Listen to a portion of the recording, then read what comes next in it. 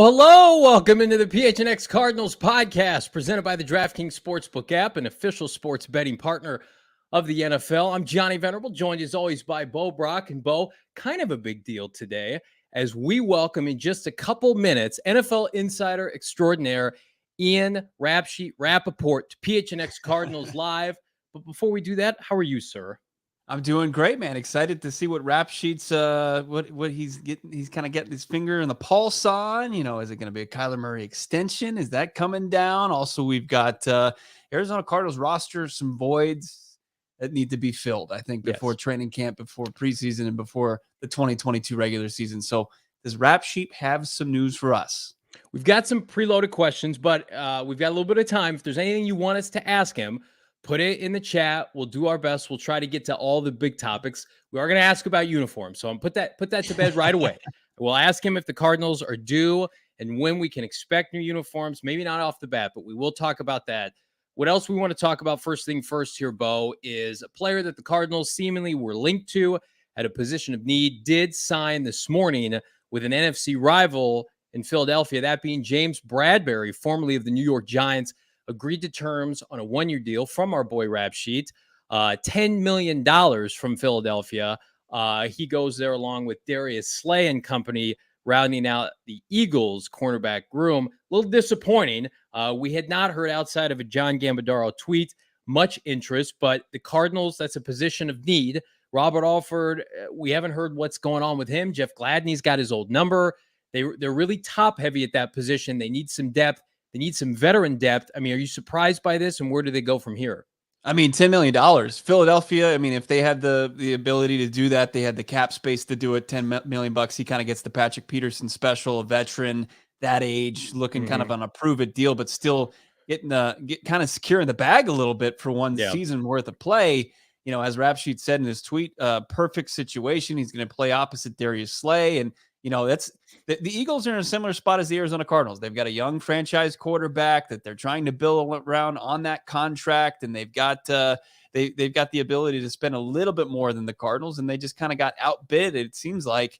And you know, if it's James Bradberry on a $1 million or a 1 year $10 million deal, and you can get Robert Alford back somehow, I don't mind that. I mean, I really don't see the biggest difference between a Bradberry and an Alford. And actually, Robert Alford, before his injury last year, played way better than James Bradberry, outside of as far as the interceptions that he was able to secure with 4 of them last year. But yeah, I'm not that upset. I said it yesterday. It's like guys that are going to get picked up off the market at this point, they're not going to be the ones that are going to sway your team either way.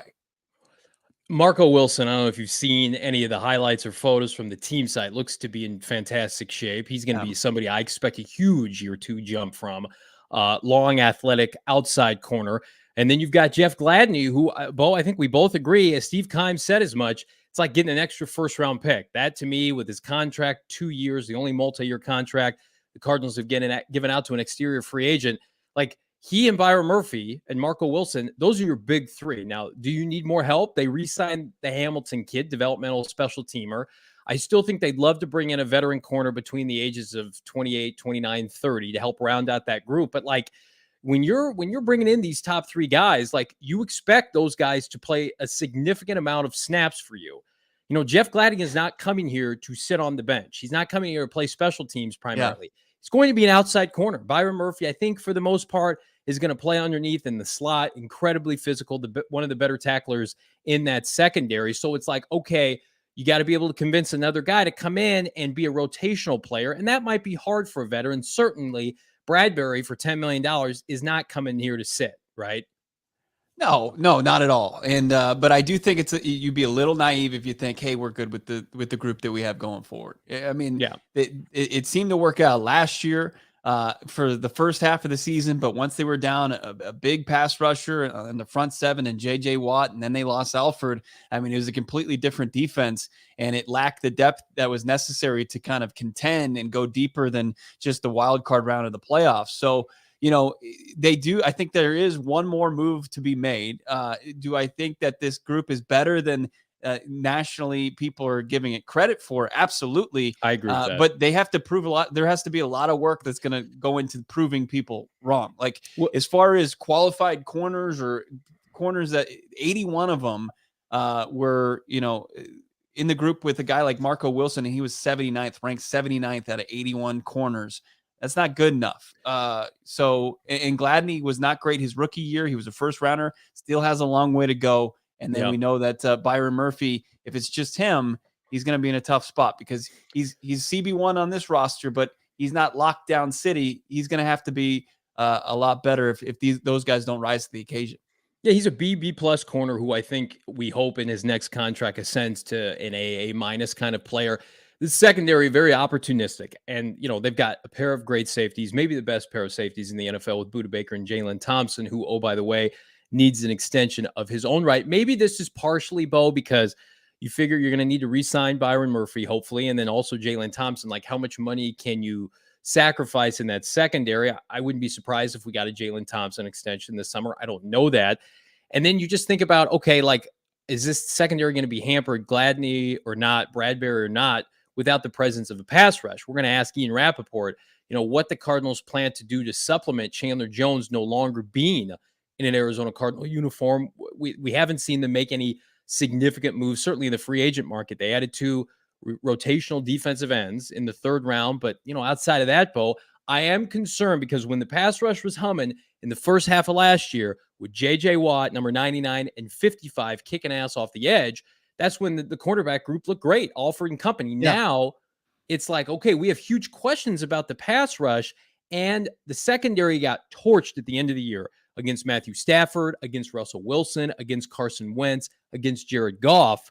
That, to me, is a bigger concern. If they rolled into camp with this secondary, fine. But if they don't add a rotational piece up front to help generate pressure, either inside or outside, that, to me, is the bigger concern than corner right now. Right. And our guy, Damian Anderson, he'll be back on the show in the next day or so. I mean, he really pounds the table. It's like a great pass rush can supplement and it can elevate a pedestrian defensive secondary. It just can. Right. It just when you get a veteran quarterback, the caliber of Matthew Stafford off his spot and he's on the run, he becomes pedestrian to below average as far as throwing the football. We've seen that, and it played out very well into the Cardinals' hands, as you mentioned at the beginning of the season. So, where's the next move? Do they think, okay, these corners can be good enough, so we'll go out there and we'll check the veteran pass rush group? A guy like Melvin Ingram already off the market. So who's left? Jadeveon Clowney. Is he going to get a James Bradberry type deal? Because if that's the case, Cardinals they can't play in that arena. They don't have enough cap space. So it would have to take some void years. They'd have to get very cute with the cap. But look, there's moves that they still have to make, Johnny. Speaking of cap space, I know I had some Twitter questions today pertaining to the cap. Like, why can't the Cardinals sign Bradberry? Is it too expensive? I'll pump the brakes on that notion for a couple different reasons. Overthecap.com has them, tremendous site. Check it out. Right around $3 million. The entire rookie class outside of Cameron Thomas is signed now. So not too much money is going to be held up there. What I will say is that Jordan Phillips is still on the books until post-June 1st. So that post-June 1st cut, at least publicly, hasn't taken effect yet. So there's an additional $10 million you're going to hit.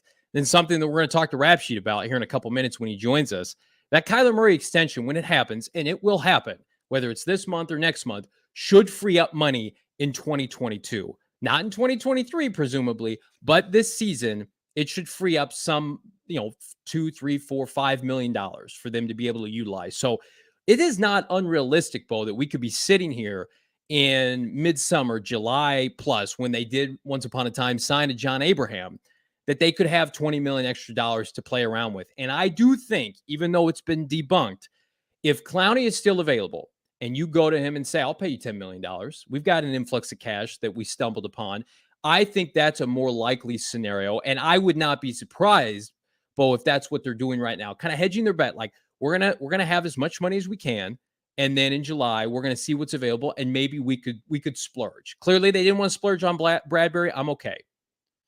Yeah, absolutely. If they can do it, do it. And that you can't roll that cap space over into the next season. Now, I mean, where it does come into play is when some veterans, they want their way out of some dwindling franchises going nowhere once the season starts, like the Von Miller deal or Zach Ertz becomes available for a late round pick, like that you'll have to make some room on your roster for cap space. So look, if you can go out there, a guy like Clowney, the sack numbers, he got, I think, a pretty high career total for him. What was it? Like 8 sacks last year for Cleveland too. That was great against the years. run. Great against the run. A guy that just, as far as his impact on the game, is bigger than the box score. And if you want to get lost in the stats, let me tell you this. I mean, outside of Chandler Jones having 5 sacks in the first week against the Taylor Lewan, who admitted that he was trash because he was coming off of ACL surgery in week 1. Chandler Jones, you take away 5 sacks from his total last year, but he had 4.5. Yeah. So, like, if you want to get lost in the stats, he didn't exactly rack up big time sack numbers either.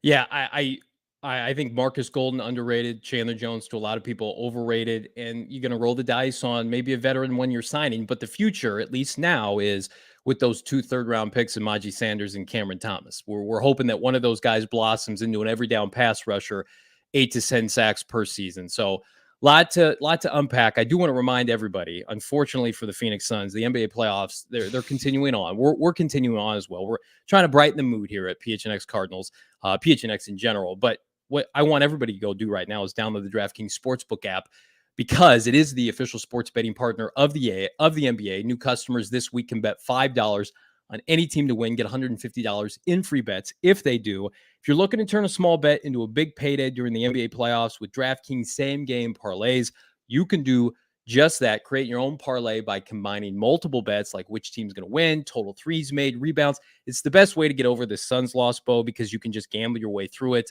Put the house on the Golden State Warriors. That's what I'm going to do, because I'm not buying Luka and company anymore. But right now, all customers can place a same-game parlay with 3 or more legs and get a free bet back up to $25 if one leg doesn't hit. It's call to action. Download the DraftKings Sportsbook app now. Use that promo code PHNX. Bet $5 on any NBA team to win their game. Get $150 in free bets if they do. That's promo code PHNX only at DraftKings Sportsbook, an official sports betting partner of the NBA, 21 and over. Arizona only. Gambling problem, call 1-800-NEXT-STEP. New customer only. Minimum $5 deposit. Eligibility restrictions apply. See DraftKings.com/sportsbook for more details. As we await Rapsheet Ian Rapoport momentarily here, we expect him any minute. Mr. Bo Brock, have you been on the DraftKings Sportsbook app lately? Have you been dabbling during the NBA playoffs, or have you been looking at some of those NFL future bets that you can place right now?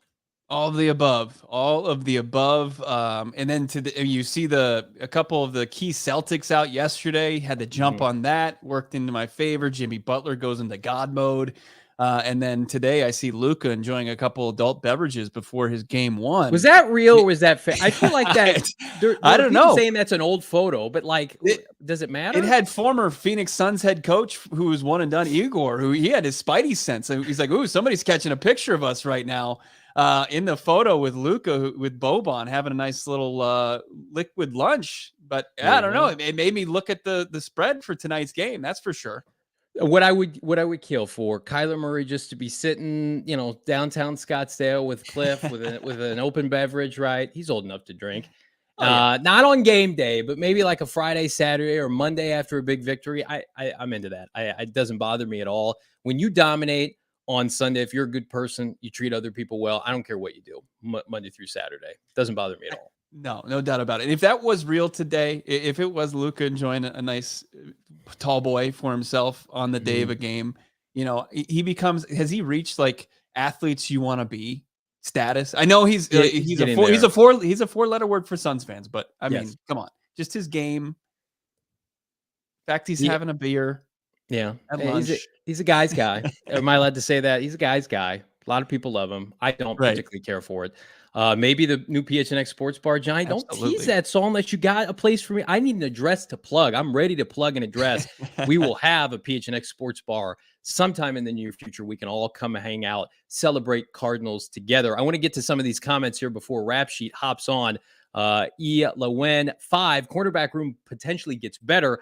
Other than that, what have we lost besides Jones? I would probably say, I mean, let's take out the Hopkins situation, Bo. I think, we all assume he's going to be back and better than ever in the second half of the season.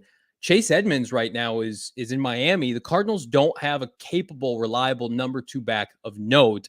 Are you concerned? That was one of the earlier questions we got of the state of the running back room and the fact that local Valley product Eno Benjamin is RB2 at the moment. Yeah, it was. I saw the stat today. Chase Edmonds had a 12% big play rate on his touches last year, and that was 12th in the NFL. And that's a massive void for the Arizona Cardinals. You look at James Conner, sure, he was money in the bank around the goal line, but he didn't have a lot of big plays. Sure, he had the screenplay in San Francisco, which was electric, but for the most part, you had to rely on old Chase Edmonds for that. Like, who's going to supplement James Conner in that role? Is it Keontae Ingram? Is it Eno Benjamin? Is it somebody else? Is it a free agent flyer like Darrell Williams? I mean, that's one of those situations that the Arizona Cardinals need to figure out, who's going to be the successor for Chase Edmonds.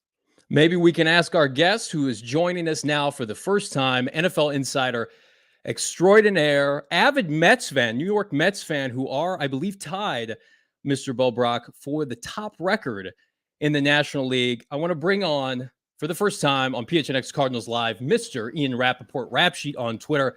Ian, thanks so much for hopping on, chatting with us this afternoon. No problem. What's happening, guys? How are you? By the way, this is how much I care about you guys. I'm missing Max Scherzer's start to talk to you guys. My God, Max doesn't even let him throw out the ceremonial first pitch, and you're missing a mad dog everybody. I know. I love that. You know what? That's fine by me.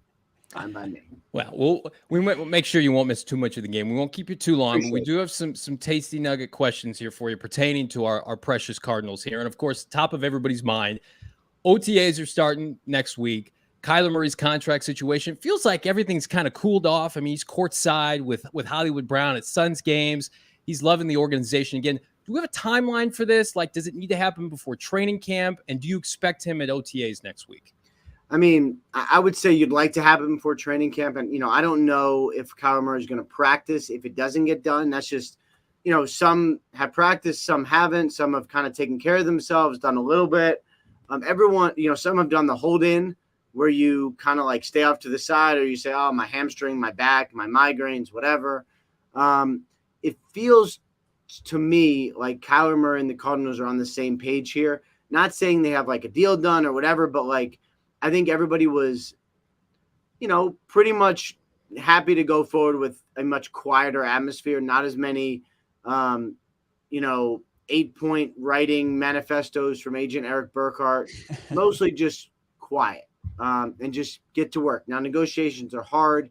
They take time. And a lot of time, these like big time mega extensions for quarterbacks, can take months and happen into the summer. I mean, I'll never forget Derek Carr's, Andrew Luck's happening July 4th. Derek Carr's happened, and I believe the first one was June. The last one was recently. But into the spring, into the summer, they always take forever.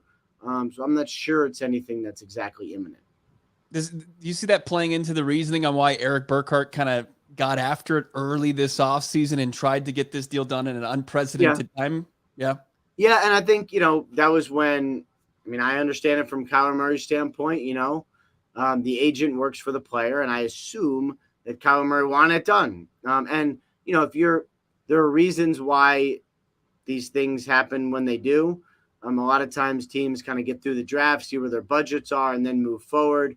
Players want it sooner rather than later. I'm sure Kyler Murray wanted it done, made a big push. Didn't happen, but, whatever that flurry was, whatever that little news cycle was, it got everyone else on the same page as far as like, all right, let's get together. Let's do this, and we'll try to come up with an answer as soon as possible because he's going to be the team's quarterback moving forward. Do you think it caught Michael Bidwell and Steve Keim by surprise that they wanted an extension this offseason? Like, do you think there's a possibility Bidwell and Keim thought they could go through this offseason business as usual and not do an extension, or was always kind of planned at some point? I think they knew that Kyler would push for it, right? I think they knew, Eric Burkhart he's also represents Kliff Kingsbury. He's got a good relationship with Steve Keim. He is not shy. He is not a wallflower. So if he wants something, I assume that he's told them. So no, I don't think any of this caught them off guard. Now, maybe they didn't expect the, statement in the tweet. But, he's an agent. I mean, he's doing what he believes is best for his client. So it happened. Everybody was kind of like, all right, we're going to deal with this now. And then, kind of move on. As far as the number, we saw Pro Football Focus put one out there over 260. We saw Deshaun Watson's crazy, completely guaranteed $230 million deal. Where do you think that this is going to go for Kyler Murray? Or could it look like a Patrick Mahomes where it's like a ton of years and a ton of money? I mean, I would be surprised if another quarterback did a Patrick Mahomes. The closest we've come is Josh Allen doing, I believe his was 6, which, locks him in forever, going to be rich for the rest of his life, but there's definitely some pluses and minuses there. For better or worse, the quarterback market is pretty well defined, right? I mean, You have Dak Prescott at 40, and then you have a couple guys going up. You have, Mahomes, which is kind of a weird deal, but 40, and then basically the next 5 years are 50. So that's, 45. You have Deshaun Watson at 46, fully guaranteed. You have Aaron Rodgers on an extension at 50 a year over 3 years. So somewhere in there, he is not led the team to a playoff win, but he's a promising young quarterback who's going to be your franchise guy, somewhere in, low 40s to, upper mid 40s would be my guess, but that's a big range, and that gives them a lot to talk about. Ian, I think there was a lot of shock and surprise amongst the Cardinal fan base when Steve Keim and Kliff Kingsbury got their extensions during the NFL Combine. Now they're locked in next 5 or 6 years. We haven't heard much in the realm of Vance Joseph, their defensive coordinator, who did interview for the Miami Dolphins head coaching job. Do you know, Ian, did he get extended, or are they kind of year to year with Vance at this point? I don't know for sure. I know assistants often get rolled over and get extensions unless for some reason they don't want to, but I believe Vance likes it and wants to stay. Has done a nice job. I don't know for sure if he got an extension, but my assumption is that it happened. Gotcha. Make sure you're following Ian Rapoport on Twitter at Rapsheet. And, our guy Saul Bookman in the chat, he's asking if the Cardinals have done enough to supplement their talent that they lost this season. But more along, James Bradberry, you broke the news. He signs with the Eagles, somebody that we thought would be a good fit for the Cardinals. Who do you see maybe they could now target going forward? Maybe one of those Steve Keim specials between training camp and now. Well, I mean, one of the problems, for lack of a better word, with having a quarterback who's going to make more than $40 million is that you got to save money for that guy. So, I felt like Cardinals fans were a little surprised at how this offseason went. I sort of was not. I didn't expect it to be like last season. Last season was a lot of spending, a lot of splash. This was not like that. You got to save some money. And also, you sort of don't want to have to spend. I mean, you got Hollywood Brown. Okay, let's say he's your first-round draft pick, basically. Other than that, you kind of hope the young guys on your team play well. I mean, you don't want to be in a situation where you have to go out and get random guys from other teams, pay them too much money, and then have them come play for you. At some point, developing your own guys is what you want to do, and I feel like that's more the Cardinals' focus than anything. Yeah, I'm gonna go a little bit outside the box because this is kind of the pulse of the fan base at this point, or for the better part of the last decade. We've seen other teams and organizations do rebrands, new uniforms, right? Buffalo's done them, a lot of nice concepts. Cardinal fans are a little bit worn out with the current color scheme and uniform that the team has. I'll just ask you yes or no. Have you heard anything about maybe a transition to new uniforms? They got 4 primetime games this year. What better time now, if you're going to lock up your coach, GM, and quarterback, than to start fresh with uniforms that, let's be honest, a little outdated. 2003 was the last time they updated them. Yeah, I mean, that seems like a long time. I haven't heard anything on the uniform beat. I generally I will enjoy a good uniform launch. Yes. I don't like when the images get leaked ahead of time. I like the surprise. Yeah. But no, I haven't heard anything. I think Cardinals uniforms are fine. Maybe, but I mean, and now it's also it's kind of late in the game. Usually these things happen in April or May. So I haven't heard anything, but if you whip up the people into a little bit of a frenzy, sometimes the people can really make some changes. Yeah. We're putting pressure on Michael Bidwell and company.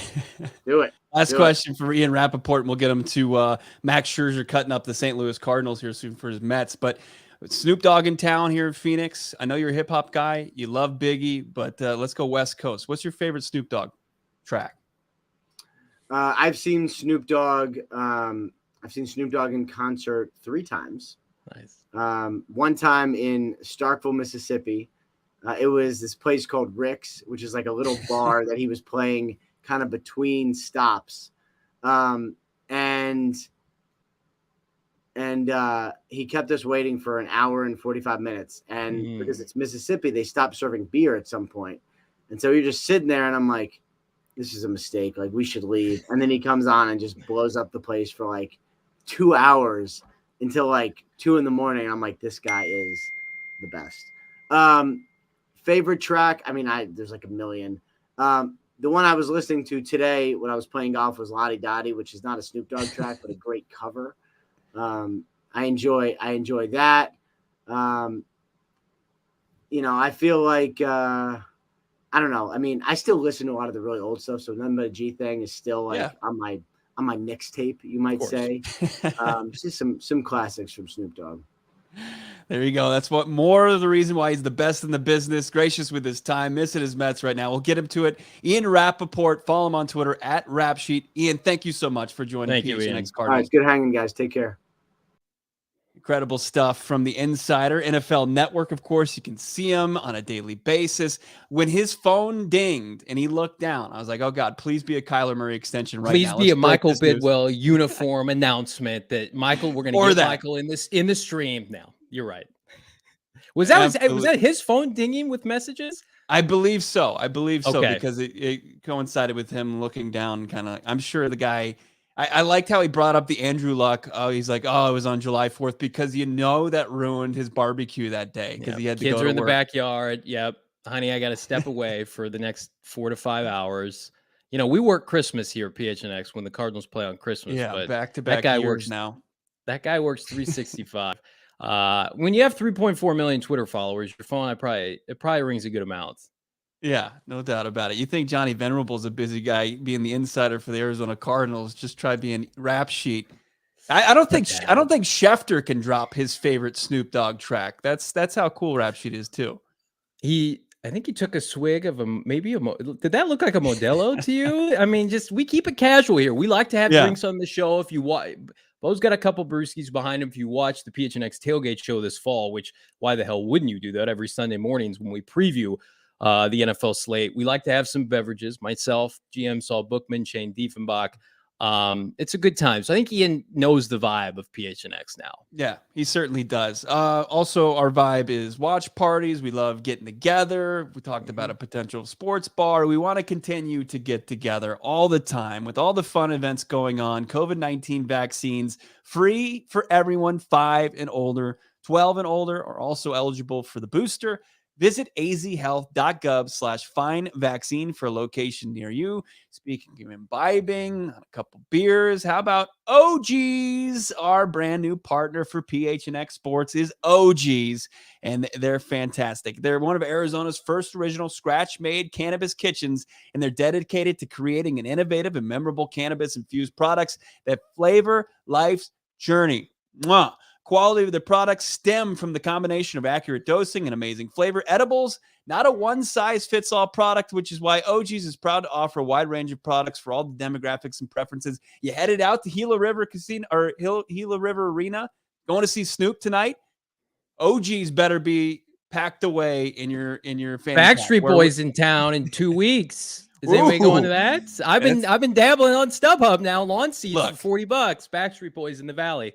Look, the Backstreet Boys, they're going to flavor life just like OG's, and OG's is larger than life. Let's get tropical. They're tropical flavors: guava, strawberry, kiwi, raspberry, orange, and pina colada. Check them out. You want more? You're interested in OG's? Check out their amazingly delicious variety of flavors at ogsbrands.com. OG's, OGEEZ brands.com. Ask and you shall deliver here at PHNX Cardinals Live. Ian Rapoport just joining us here, breaking down Kyler Murray's contract saga. Tons of fun. We would ask if you would please, if you're first time, Like, subscribe, leave us a 5-star review. If you didn't know, Bo and I do this every day because we love it. PHNX Cardinals is the place to be every day at 4 p.m. You can go on our website, which is fantastic. Go phnx.com. Get a membership, 50 cents for the first month, $8.99 for the subsequent months. Or you can do the smart decision, just under $60. Get a year membership. Rock one of these tees like the Bird Gang tee from our PHNX merchandise locker for free. My man Bo's got the bird on the ball. We got these hats that are soup fresh. They're going to be the hottest hats, I promise, in the entire valley. You're going to see them everywhere. Diamondback games, so much fun. Hopefully at University of Phoenix Stadium, now State Farm Stadium this fall. But yeah, Bo, main takeaways from the interview with Rapsheet is it seems like everything's going well with Kyler and the Cardinals. Fingers crossed until we get another social scrub, right? Yeah, it doesn't seem like anything has changed as far as where we were like a couple weeks ago, where Steve Keim was on radio saying that that's their next priority, basically, to kind of just paraphrase a little bit, but that's their next box to check off on their list. And it hasn't changed like, hey, we're just going to kind of move forward into training camp or into the regular season without getting him a deal. I think they're just trying to figure out, what that deal looks like. And Rapsheet also pointed out, like, we know what that blueprint looks like, and it's probably going to be more about Josh Allen. It's not going to be the crazy Patrick Mahomes, which is good because I think that gets a little too nutty at the back end of that deal. But look, he told me this last year, like paying your quarterback is a good thing.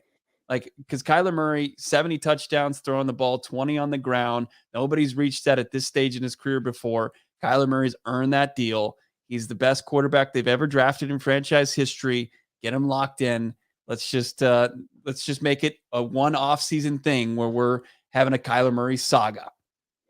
Teddy dogging me in the chat, by the way, for my love for Backstreet Boys. Listen, it's my wife's first love. I will just tag along. My wife and I celebrate our 10-year wedding anniversary tomorrow, mañana. And wow. I was like, oh, should we get, man. Thank you so much. Should we get tickets to Backstreet Boys? The toughest thing is, can I get a sitter here in Maricopa, which is basically like Timbuktu? So that's the decision we're weighing right now. But I do mess with the Backstreet Boys. I like them. They are my go-to boy band. But back to your point, Bo, I totally agree with you. And I think that, listen, do I think they make an addition or two of note before the start of training camp or the start of the season in conjunction with the Kyler Murray signing? I do. I think that still happens, whether it's a Akeem Hicks or a Justin Houston or a Clowney or Kyle Fuller. Keim, say what you want about Steve Keim. His draft history, it's not great. He is a mad dog in free agency, Keim time signings, trade deadlines. I mean, we got Zach Ertz, Marcus Golden, Kenyon Drake. Thank you so much, guys. I promise I didn't try to make this about me. So I always love the summer months of the additions of Steve Keim. So I think he's kind of hedging his bet. Like, let me take a deep breath because I'm going to get this Kyler thing done. And then I can go out and splurge a little bit in free agency because, I mean, there's still guys who can fill out their depth chart. So I agree with you there. Last thing, then we'll get you out of here, Bo. Do you think next week he's at OTAs? I even just want to see him spin a ball in his hands with a T-shirt on. He doesn't have to be out there running the first team offense, but just make an appearance. You think we get an appearance from Kyler? I do. This is where he showed up last year. But if he doesn't, it's not going to be the sky is falling. It's because mandatory minicamp is the key, and that's coming up in a couple weeks. But what was it? I think Kliff and the organization had decided last offseason that of the 10 OTAs that they had, the veterans need to be at 3. So he might be tearing that down come next week. But if not, maybe it's mandatory. That's if this is the mandatory stuff. That's where it's going to be a big news for this podcast and this fan base and that organization. That olive branch, if you will, when something happens with your significant other, you got to extend the olive branch. Hollywood Brown is our olive branch. Steve Keim's olive branch to Kyler Murray. So I predict if we get Hollywood Brown next week at OTAs, getting acclimated to this new offense, trying to get a deal himself, going to play under the 5th-year option in 2023, something tells me as they're courtside for Suns Mavericks that Kyler Murray will be with Hollywood Brown. With all due respect to Colt McCoy, let number 1 throw to number 2 and let 6 prosper, meaning 6 in touchdowns. Again, I want to thank everybody. We want to thank Ian Rapoport for his time today. We'll be back tomorrow. Myself, Bo Brock, Frank Sanders. On anniversary day? Oh, come on. I always work. On anniversary, it's 10. I grind for the people. Don't turn the lights down, you know. Listen, that kind of thing, that doesn't happen at 4:00. Put on I Want It That Way with the lights low and candles lit. I don't know, maybe, or Shape of My Heart. Which song? Quit playing games with my heart, maybe. The Millennial album. So much good stuff. The good stuff is here, though. PHNX Cardinals. Thank you to Ian Rapoport. Follow him on Bull Brock, at Bull Brock on Twitter. I'm Johnny Venerable. We will see you mañana. Bye, everybody.